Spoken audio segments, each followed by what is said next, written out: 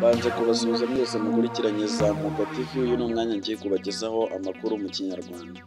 Tugiye guhera mu makuru y'imyidagaduro ari kuvugwa hirya no hino.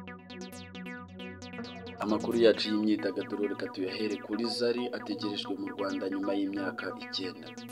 Zari Hassan wamamaye mu ruganda rw'imyidagaduro muri Afurika muri rusange nk'umwe mu bagore b'abaherwe, ategerejwe mu Rwanda mu gitaramo cy'abambaye imyambaro y'umweru. Zari Hassan w'imyaka 41 azasabana n'abakunzi be mu gitaramo cy'abambaye imyambaro y'umweru cyiswe Zari The Boss Lady All White Party kizaba tariki 29 z'uku kwezi kwa 12. Reka amakuru yacu tuyakomereze ku muhanzi twese dukunda cyane, uwo muhanzi bamwita Tom Close.